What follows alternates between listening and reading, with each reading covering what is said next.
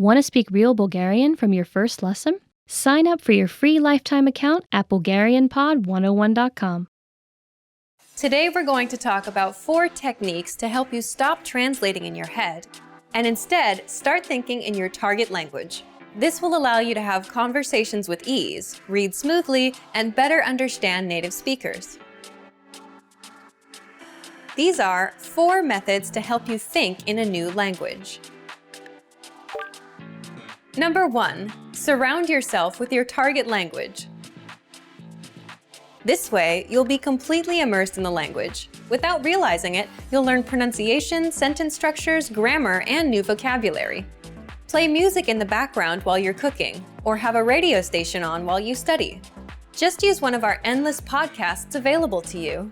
These are easy to listen to in the background while doing other things. Number 2. Learn through observation. This is how we all learned our native languages as kids. Words will develop their own meanings that relate better to your target language, rather than meanings that are translated directly. Number 3. Speak out loud to yourself. Even if you're a little embarrassed, it forces you to listen to how you speak. It makes it much easier to spot simple grammar mistakes. Number 4. Practice daily. If you practice everything for only one day, you won't retain the information you learned. The brain can realistically only focus for about 30 minutes. So studying a little every day allows you to absorb better. Follow these steps and have patience. You'll soon be able to achieve your language learning goals. Just make sure to remember these 4 methods. Sign up for your free lifetime account. No credit card required, and you'll get the best free online resources. And start learning more every day.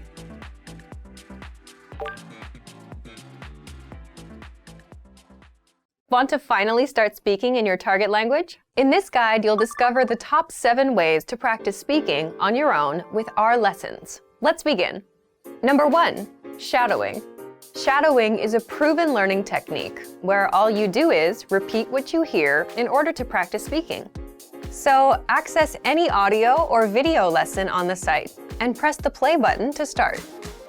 Then, as you listen or watch, just repeat the conversations. Or, even easier, read along out loud with the dialogue section. The script is right there in front of you. With our lessons, you can master entire conversations, just like that. Number 2, read out loud. I just mentioned it, but reading out loud is another powerful tactic and deserves its own mention. With every lesson, you get written transcripts and translations. So, as you play the lesson, read the dialogue out loud as you hear it. Why? By reading out loud, you're also practicing your speaking skills. You can do this with the lesson notes, the lesson transcript, or the dialogue tool. With the dialogue tool, you can listen to each line again and again, and repeat out loud until you master them all. Number 3, speed up your reading to speed up your speaking. Being able to speak without thinking is a sign of language mastery. If you're talking to a native and can respond quickly, they'll assume that you're fairly fluent. How can you do this? When you read out loud, try increasing your speed a little bit every time. So, start by reading with the dialogue tool. If you're like most learners, you'll read the first line slowly. That's because you're still getting used to the words, which is okay. Reread it. On your second try, you know most of the words, and you'll read a little faster. Reread it again. On your third try, you'll be even faster, at a native speaker's speed. And being able to read these phrases out loud and fast will help you speak fast. Number 4, record and compare yourself with native speakers. In order to sound like a native speaker, you must imitate native speakers. So here's how. Access the voice recorder, which is in the dialogue study tool in every lesson. Click on the microphone icon.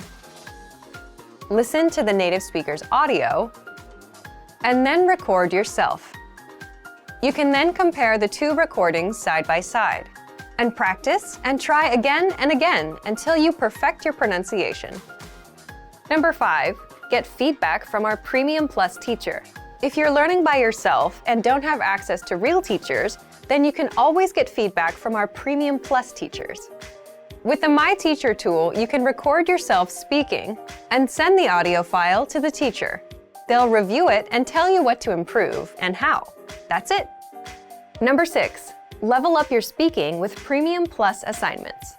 With Premium Plus, you can also get assignments that cover reading, writing, listening, and even speaking from your teacher. These assignments can be tailored to your goals and needs.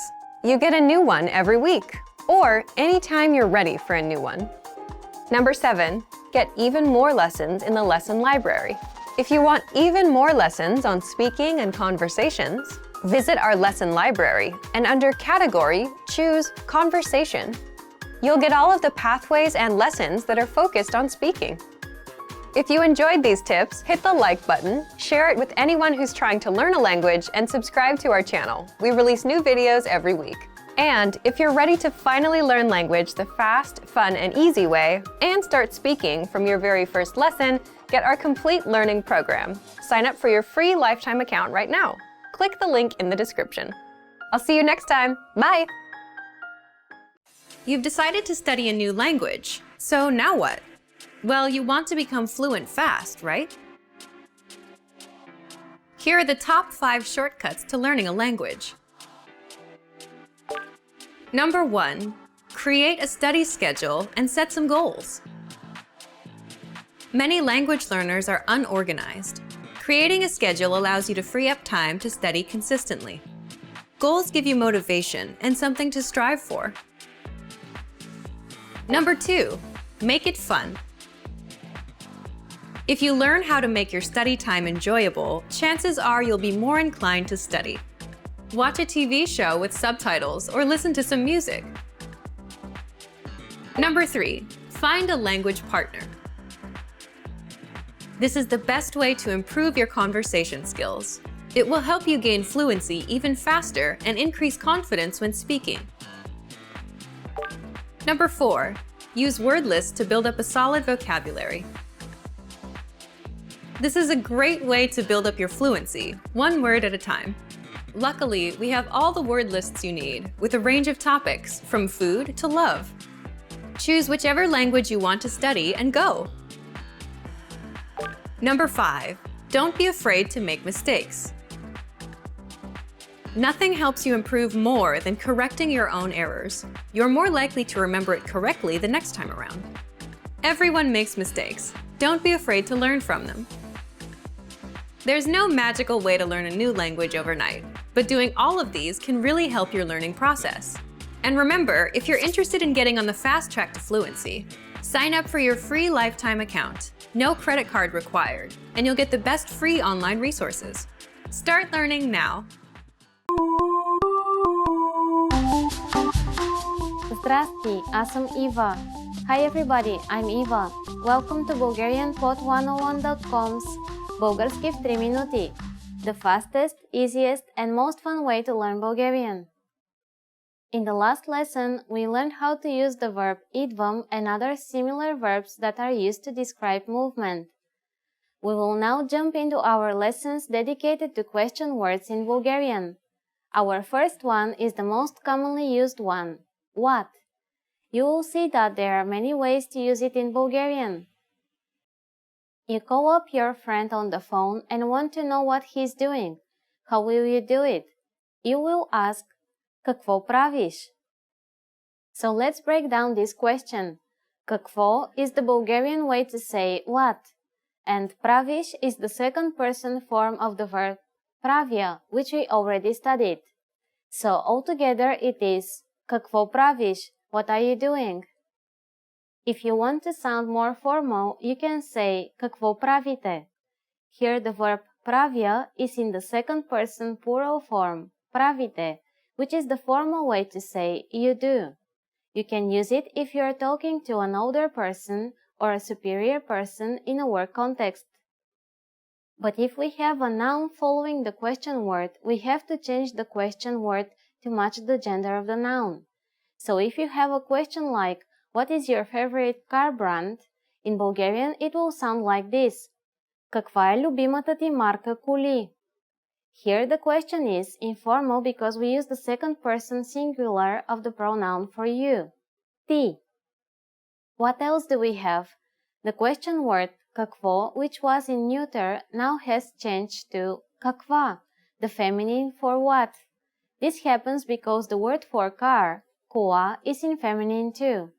So altogether we have каква, meaning what, then which is the verb to be in the third person singular. We have talked about this verb in a previous lesson. Then we have любимата, which is an adjective meaning favorite, again in feminine. Then ti or you, your. Marka is the Bulgarian word for brand, again in feminine.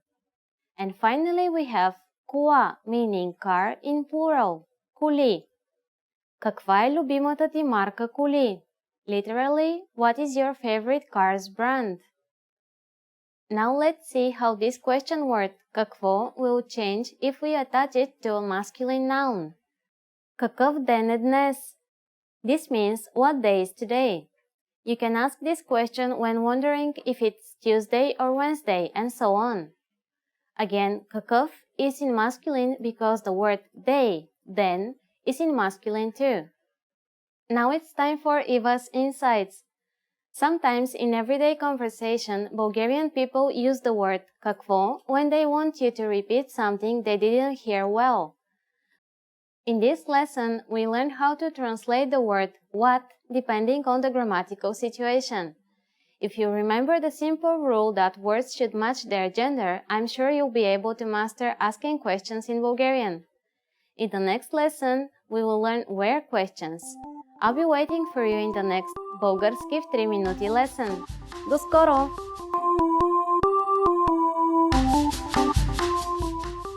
Здрасти, аз съм Ива. Hi everybody, I'm Eva.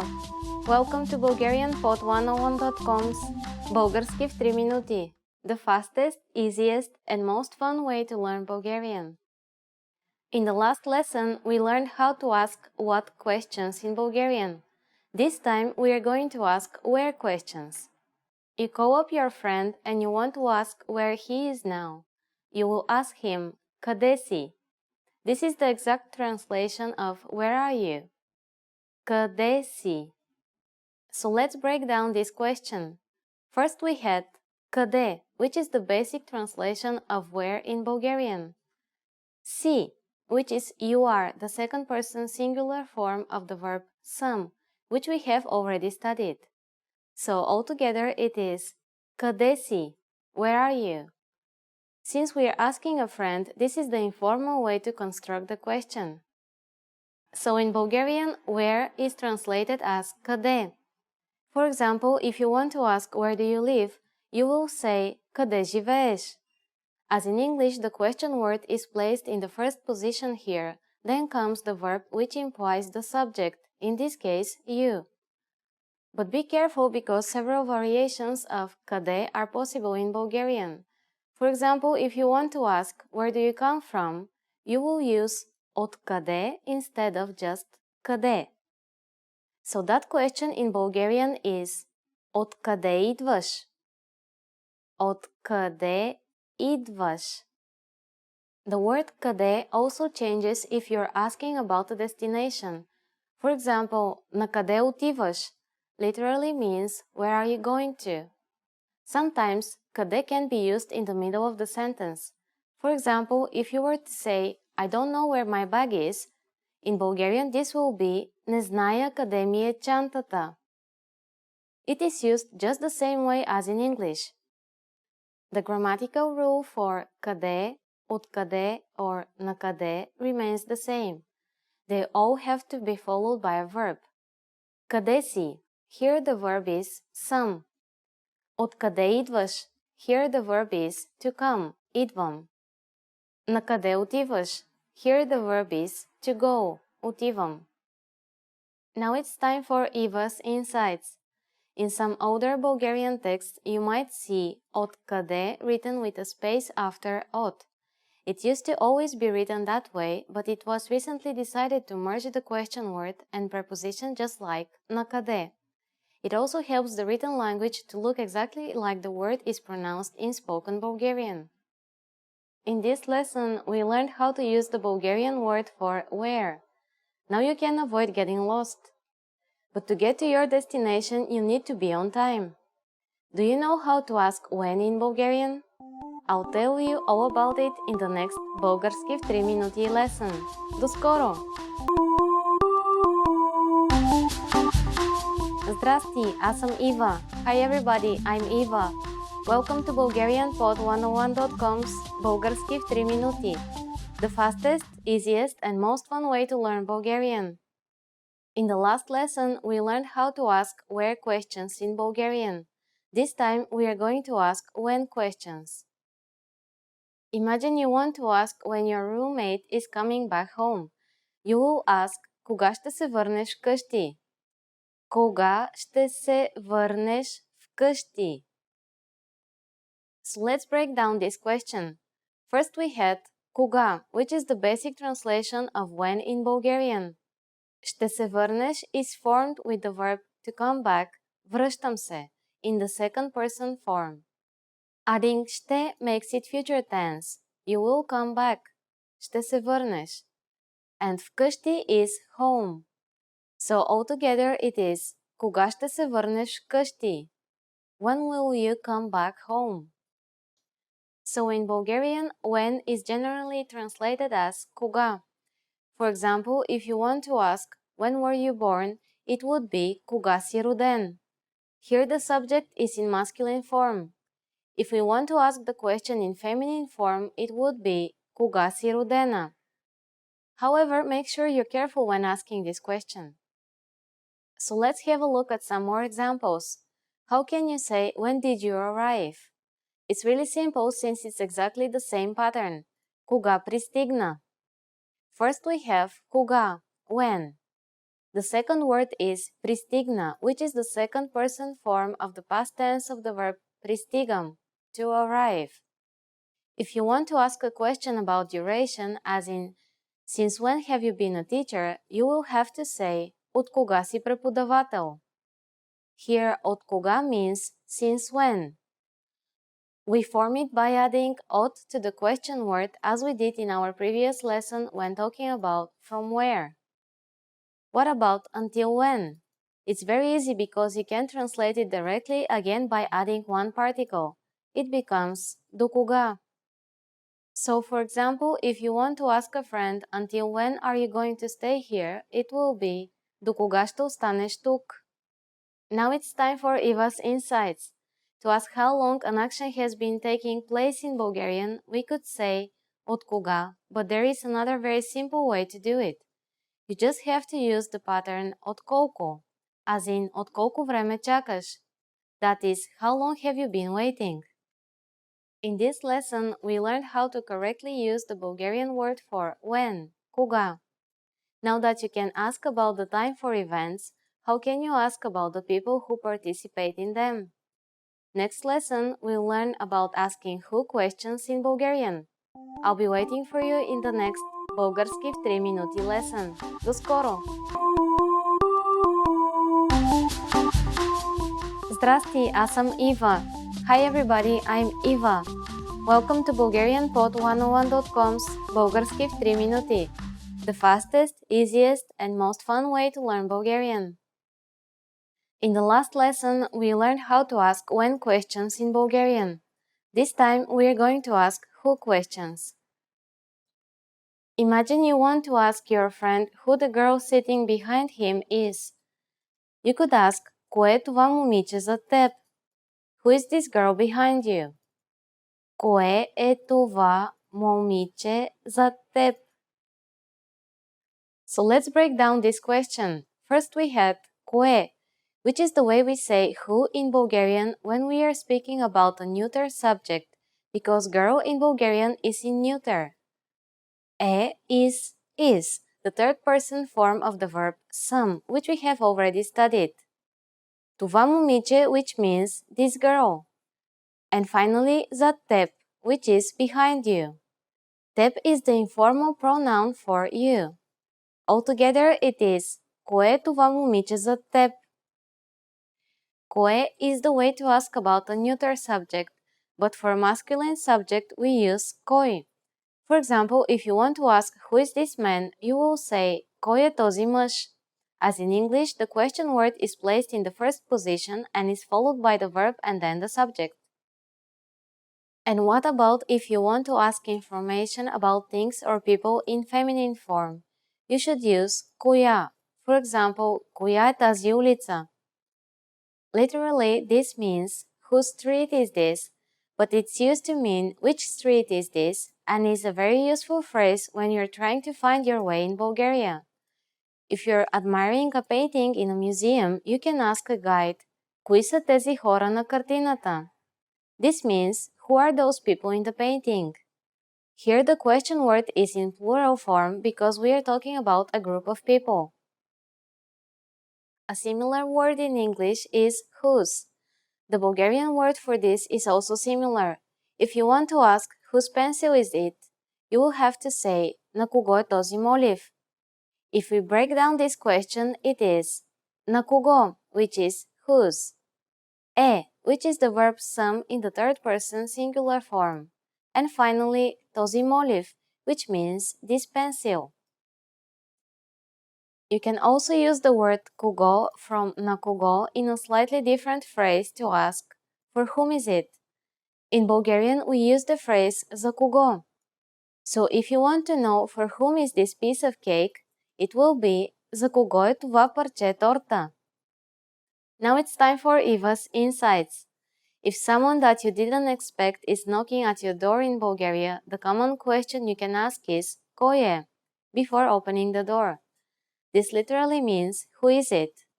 But you have to be very casual in asking кой е because it is an informal expression. I recommend you say it with a cheerful tone, otherwise it will sound a bit rude. In this lesson, we learned how to use the word for who in Bulgarian.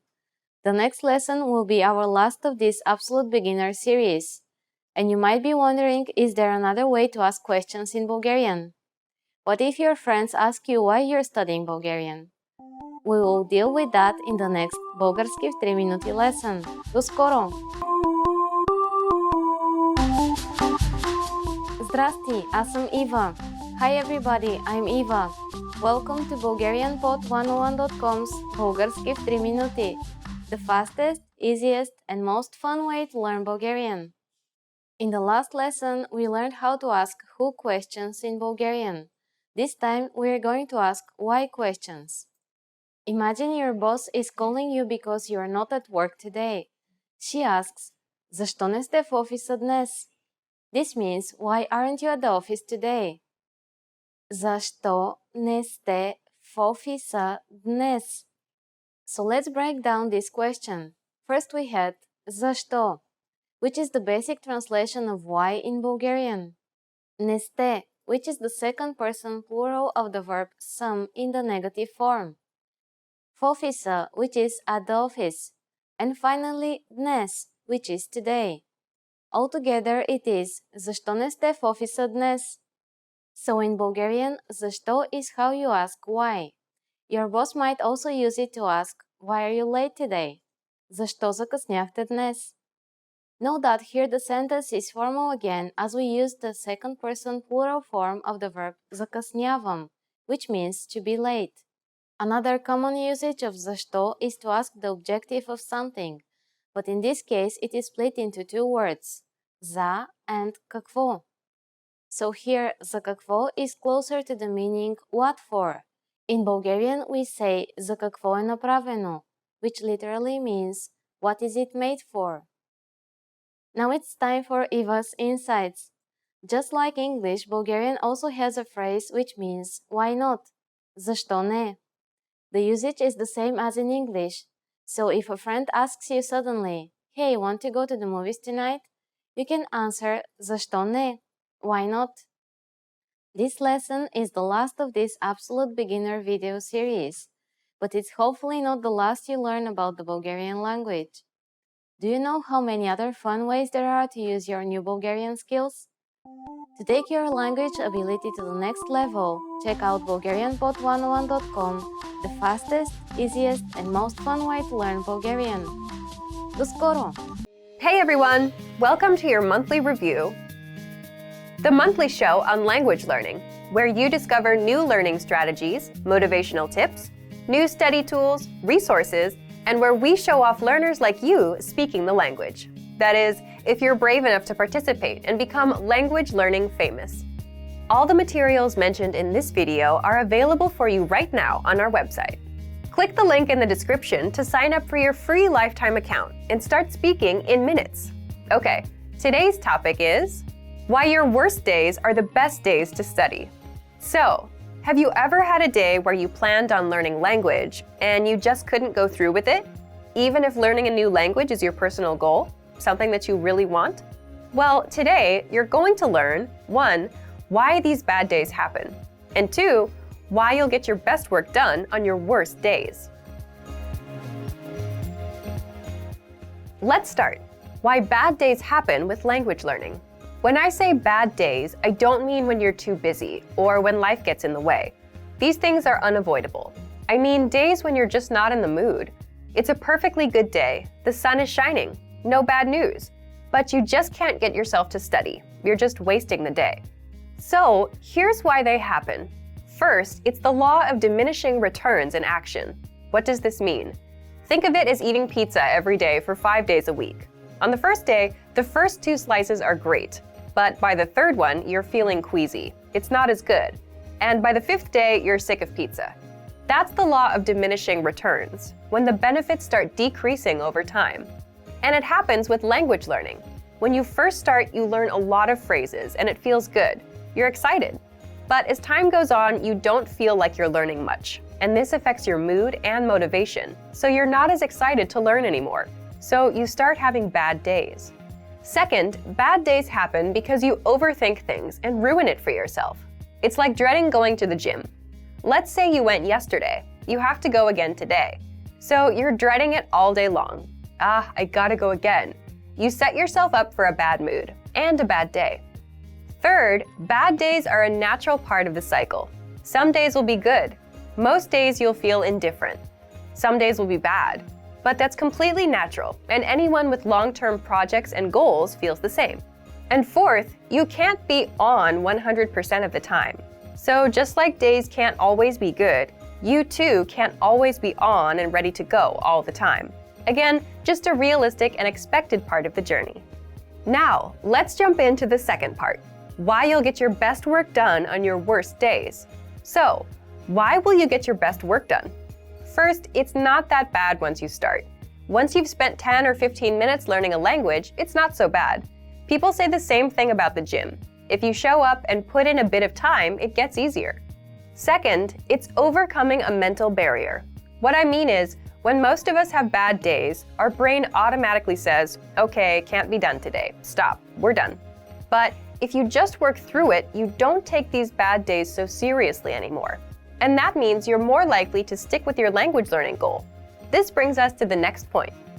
Third, it's your best work because working on a bad day only strengthens your habit of language learning. Remember, habits are what will help you master a language over time. If you can stick to a habit on a bad day, your habit only gets stronger, and it will lead you to fluency. And finally, fourth, it just feels good to overcome something. Imagine you have a bad day, but you still put in 10 minutes of language learning. It's a real sense of achievement. And it doesn't matter if you do a 10-minute lesson or a 5-minute lesson. The fact that you made some progress on a bad day will give you the motivation you need to keep going. Now, speaking of lessons, here are this month's new lessons and resources. First, the Best of 2018 Language Learning Cheat Sheets. If you want to get access to all of our conversation cheat sheets that we sent out this year, here's your chance. Download this PDF bundle right now. Next, the brand new Supermarket Cheat Sheet.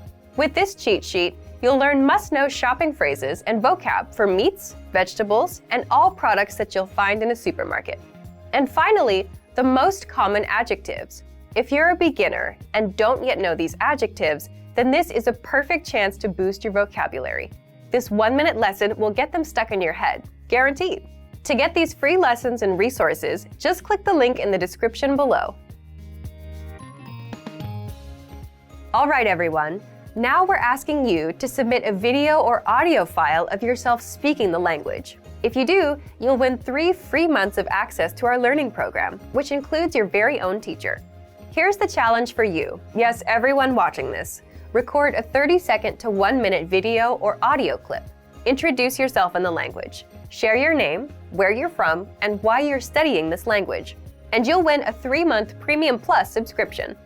To submit, click on the link in the description. Sign up for your free lifetime account. Then, fill out the form. Attach the audio or video file, and press submit. We may feature you in next month's episode, so a lot of learners will see you and your progress, and will hopefully get inspired to improve and master the language. To submit a recording, click the link in the description and follow the instructions on the page. So thank you for watching this episode of Monthly Review. Next time, we'll talk about how to set achievable language learning goals and resolutions. In the meantime, submit your recording if you're brave. Like and share this video, and leave a comment to tell us what language learning tactics you'd like us to talk about. See you next time. Bye!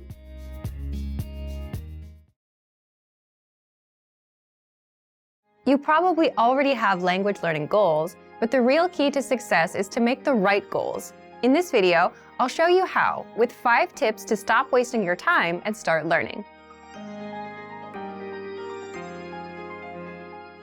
Hi everyone, Alicia here. In this video, I'll teach you 5 tips to stop procrastinating and keep your motivation for learning a new language. Some of these are study methods, and some will be general ways that you can keep your study motivation up. While these tips are for studying a language, some of them are good for other things in your life too, such as new challenges or other types of goals. But before we start, don't forget to click the link in the description to get your bundle of PDF cheat sheets, including survival phrases, romantic lines, learning tips, absolutely free. Now, you probably already have some goals you're trying to achieve when it comes to your language learning progress. While achieving these goals is important, making sure you make the right goals is the real key to success. The very first tip is to set SMART goals. SMART is an acronym, meaning each letter in the word stands for another word. The earliest known reference to SMART goals was in an article written by George T. Doran for a 1981 issue of the Management Review Academic Journal. The acronym varies depending on its use, but each letter generally stands for some criterion that helps with effective goal setting. For our purposes, let's define SMART goals as follows. The S stands for specific. Your goals should target a specific area for improvement. Our natural tendency is to have a goal that's very general. If your goal isn't specific enough, you'll lack the focus and proper direction you need to achieve your goals. So S is for specific. M stands for measurable. Your goals should be quantifiable. They should be able to indicate progress in some way. You have to be able to track your progress, otherwise you won't know if you're getting any closer to your goal. As you see yourself getting closer and closer to your goal, your motivation will go up. So your goals need to be measurable. A stands for achievable. Your goals have to be achievable. Many people want to become fluent in their target language immediately. However, this goal is unrealistic. Your goals have to be achievable. If your goal is too challenging for your current level, it will only demotivate you when you aren't where you think you should be. Instead, think about what results can realistically be achieved given your level, your resources, and any constraints, such as time. So make sure that your goal is actually achievable. R stands for relevant. Your goals may be specific, they may be measurable, and they may be achievable, but are they actually relevant to what you want to achieve? Don't just do a lot of things. If you're focused on improving your speaking skills in your target language, make sure that you spend your time having conversations with others. Make sure you're doing the right things so that your efforts actually bring you closer to your goal instead of just giving you more work. T stands for timely. You need to set a deadline for your goals. If you don't specify when you plan to achieve the result you've set for yourself, it's very easy to put off the task. You can delay it until tomorrow, the next week, or the next month, and at this rate, you'll never get things done. So your goal must have an end date. So remember, tip number 1 is to set SMART goals: specific, measurable, achievable, relevant, and timely. So, for example, a goal you could make is registering for a challenging test, a test that's a little bit beyond your current level. I hate failing, so if I register for a challenging test, I'm motivated to study because I don't want to fail. This is a good example of a SMART goal because tests are specific. There are tons of different tests focused on speaking, grammar, and comprehension. Pick a test that can measure the specific area in which you'd like to grow. Measurable. Tests are measurable. Every test measures your performance to some degree. Whether it's a total count of right and wrong answers or a simple pass or fail, every test measures your performance. Tests are achievable. There's an important detail to remember here, though. Find a test that is achievable for you. If you're a beginner, then the most advanced test is probably not right for you. Find one that's meant for beginners. Then, after that one, work your way up to more advanced tests in the future. Tests are relevant. Most, if not all, language tests are designed to ensure that you're capable of performing to a set standard in your target language. Lower-level tests are designed to ensure that you can handle the most essential aspects of your target language. But there are tests for all levels, including higher education entry exams that could be difficult, even for native speakers. Pick the one that's right for you. And finally, tests are timely. If your test is completed in a physical location, then this one is obvious. You have to be at that spot at the set time, ready to take the test. There's no wiggle room. But even online tests will most likely have a deadline for you to complete them. The second tip to help you stop procrastinating and to keep your motivation up is to create a diary or social media account that you can update every day.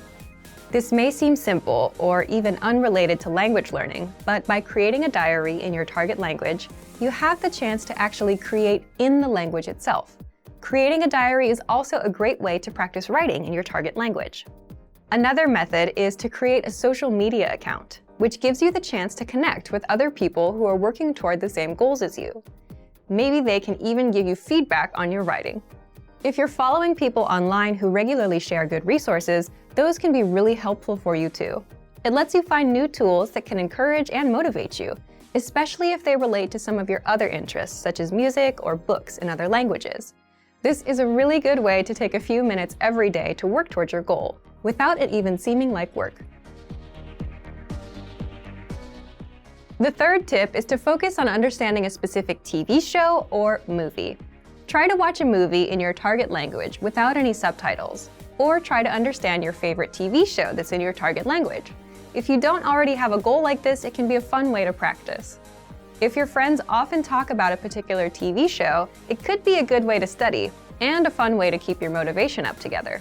Plus, TV shows and movies often use the language in a way that's vastly different from the conversations provided in traditional textbooks, so you often get to hear different vocabulary choices. It's a very powerful way to learn a language and end up sounding more like a native speaker. Tip number 4 is to enroll in a regular language course.